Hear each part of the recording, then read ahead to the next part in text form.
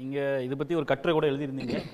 So இந்த பல்வேறு குளறுபடிகள் ஒன்று மக்கள் கிட்ட இன்னும் பல்வேறு குழப்பங்கள் இருக்குது, அவர்களுக்கே ஒரு தெளிவில்லை, அவர்கள் எப்படி எங்களை வாக்க பாதுகாத்துக்கணுன்றது அவங்களுக்கு பல அச்சங்கள் இருக்குது. இன்னொரு பக்கம் களத்துக்கு போகக்கூடிய பிஓக்களுக்கு பல சந்தேகங்கள் இருக்குது. அவர்கள் இப்போ அடுத்த கட்டமாக என்னென்னா எங்களுக்கு வந்து தெரியாதுன்னு சொல்லி அவர்கள் ப்ரெஷர்னால மாத்திரை சாப்பிட்றாங்க அப்படின்னு சொல்லிட்டு சூசைட் அட்டெம்ப்ட் கேரளாவில் வந்து ஒருவர் மரணம் கூட அடைஞ்சிருக்கிறார். இங்கேயும் அது போன்ற அச்சங்கள்லாம் வெளிப்படுத்தப்படுது. வேலை புறக்கணிப்பு வேறு இப்போ அனௌன்ஸ் பண்ணியிருக்காங்க. பல பிரச்சனைகள் வந்து களத்தில் பார்க்க முடியுது.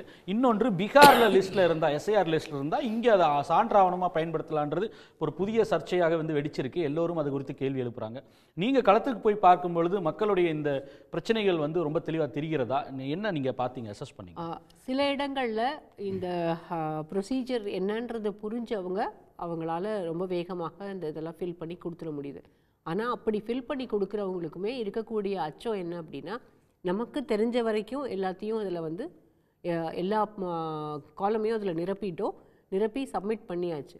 ஆனால் ஃபைனல் ரோல்ஸ் வரும்போது நம்முடைய பேர் வந்து அதில் இருக்குமா இல்லையா, இதே சட்டமன்ற தொகுதியில் இருக்குமா, இல்லை இதே வார்டில் இருக்குமா, இதே பூத் நம்பரில் இருக்குமா, எப்படி மாறும், இது எல்லாமே எல்லாருக்கும் சந்தேகம் இருக்குது. இதில் எங்கெங்கெல்லாம் சிக்கல் வருது அப்படின்னா, கிரவுண்டில் முதல்ல வந்து 2 ஃபார்ம் கொடுக்கணுன்றதே நிறைய பிஎல்ஓக்களுக்கு தெரியல. அந்த மேலே இருக்க கியூஆர் கோடை ஸ்கேன் பண்ணணுன்றதும் அவங்களுக்கு தெரியல. அப்போது தேர்தல் ஆணையம் போதுமான பயிற்சியை அவங்களுக்கு கொடுக்கல. இது வந்து ரொம்ப முக்கியமான ஒரு பிரச்சனையாக இருக்குது கிரவுண்டில். இன்னொன்று வந்து அந்த பிஎல்ஓஸ் வந்து பெரும்பாலான இடத்துக்கு போகிறது கிடையாது. நான் சில இடங்களில் கேள்விப்பட்டவங்க நேரடியாக பிஎல்ஓக்கள் கொண்டு வந்தே கொடுக்கல. சில பேரெல்லாம் வந்து அவங்களே பிஎல்ஓ யாருன்னு தேடி கண்டுபிடிச்சி பிஎல்ஓவையும் அவங்களே லொக்கேட் பண்ணி போய் ஃபார்மை வாங்கிட்டு வந்திருக்காங்க. அப்படி கொடுத்தவங்க கூட ஒரு ஃபார்ம் மட்டும்தான் கொடுத்துருப்பாங்க, 2 ஃபார்ம் கொடுக்கல. இது வந்து ஃபில் பண்ணி கொடுத்த பிறகு தான் அதில் 2 ஃபார்ம் இருக்குது. ஒன்று வந்து பிஎல்ஓ சைன் பண்ணி இவங்க கிட்ட கொடுக்கணும், இன்னொன்று அவங்க ரீட்டைன் பண்ணிக்கணும்னு.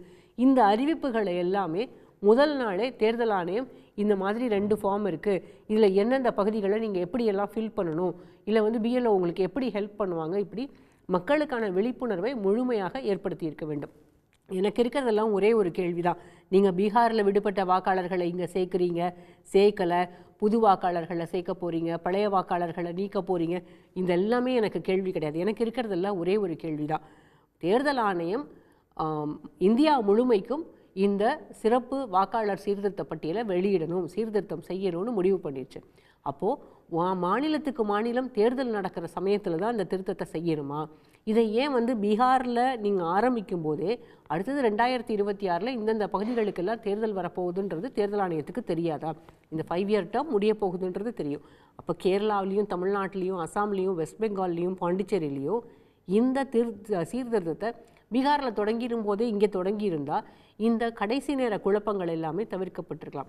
அப்போ கடைசி நேர குழப்பங்களை உருவாக்குறது எதுக்காக அப்படின்னா, இந்த பட்டியலில் நிறைய பேர் நீக்கப்படணும், நிறைய இடங்களில் புதிய வாக்காளர்கள், அதுவும் இந்த மாநிலத்தை சேராதவர்கள் புதியவர்கள் சேர்க்கப்படணும். சேர்க்கப்பட்டால் மட்டும்தான் இங்கே வந்து பாரதிய ஜனதா கட்சிக்கும் மற்ற கட்சிகளுக்கும் இங்கே வந்து பெரிய இடம் கிடைக்கும் அப்படிங்கிறது தான். இதில் என்ன ஆகும் அப்படின்னா, கேட்க இருந்தது பீகாரில் ஒரு ட்ரையல் அண்ட் எரர் மெத்தடில் அங்கே கிடைச்ச படிப்பனையை வச்சு இங்கே கொஞ்சம் ஸ்ட்ரீம்லைன் பண்ணியிருக்கலாம். ஆனால் நீங்கள் அதை தாண்டி வந்து இவர்கள் திட்டமிட்டு தான் கடைசி நிமிஷத்தில் பண்ணுறாங்க, அதுக்கு ஒரு நோக்கம் இருக்குது, வாக்குகளை நீக்கணுன்ற ஒரு உள்நோக்கம் இருக்குது அப்படின்றத சொல்லிட்டீங்க. இன்னொன்று நான் கேட்க விரும்புவது, மக்கள் வந்து பல குழப்பங்களுக்கு ஆளாகிறாங்க. அதில் வந்து நான் வாடகை வீட்டில் மாறி போயிட்டா பிரச்சனை இருக்குது.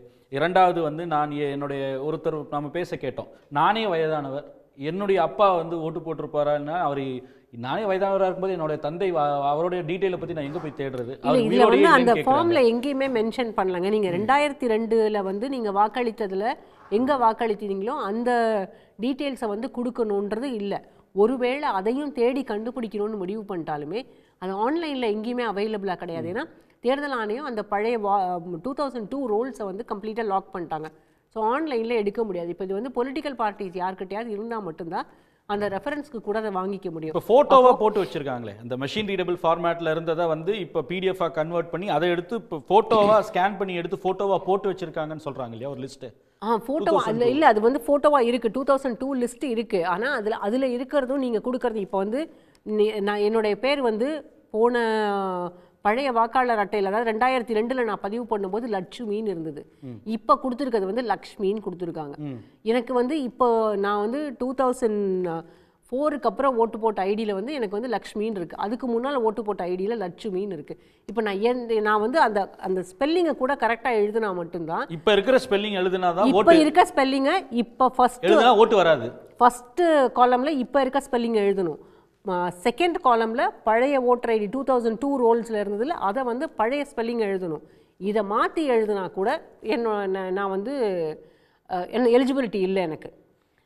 இது எல்லாமே எத்தனை பேருக்கு இது கன்ஃபியூஷன் இருக்கும்? பத்திரிகையாளர்களாக இருக்கக்கூடிய நமக்கே வந்து இவ்வளவு சந்தேகங்கள். நான் என்ன சொல்கிறேன், பத்திரிகையாளர் தெரிஞ்சவங்க தெரியாதவங்க எல்லாருமே விட்டுருங்க. எல்லாருமே ஒன்று தானங்க. ஜனநாயகத்தில் வாக்களிக்கக்கூடியவர்கள் எல்லாருமே படிக்காதவங்களா எல்லாருக்குமே இங்கே அவங்க ஓட்டு போடுறதுக்கான அவங்களோட ரைட்டை என்ஷூர் பண்ணுறதுக்கு தான் நம்மளோட எலெக்ஷன் கமிஷனே இருக்கு. இன்னொரு முக்கிய பிரச்சனைக்கு நீங்கள் அது முக்கியமான ஒரு புள்ளியை தொட்டிருக்கீங்க. இன்னொரு முக்கியமானது, பீகாரில் லிஸ்ட்டில் இருந்தால் இங்கே சேர்ப்போம் அப்படின்னு சொல்கிறதையும் திரு ஸ்ரீனிவாசன், திண்டுக்கல் ஸ்ரீனிவாசன் சொல்கிறார் இல்லையா, நான் எஸ்ஐஆரால் தான் அங்கே ஜெயித்தோம், பீகாரில் ஜெயித்தோம் அப்படின்னு சொல்வதும் சரி, அவர்களே குளறுபடி நிறையா இருக்குன்னு சொல்கிறாங்க. ஆனால் எஸ்ஐஆரில் தான் ஜெயிச்சேன்னு சொல்கிறதையும் இப்போ நீங்கள் சொல்லக்கூடிய ஸ்டேட்மெண்ட்டும் சரி, இதெல்லாம் பொருத்தி பார்க்கும் பொழுது, இல்லை இந்த பீகார் லிஸ்ட்டில் இருந்த எஸ்ஐஆர் லிஸ்ட்டில் இருந்தால் இங்கே சேர்த்துக்கலாம், ஆவணமாக சான்றாவணமாக பயன்படுத்தலாம்னு சொல்லும்போது ஒரு சந்தேகம் எழுதில்லை?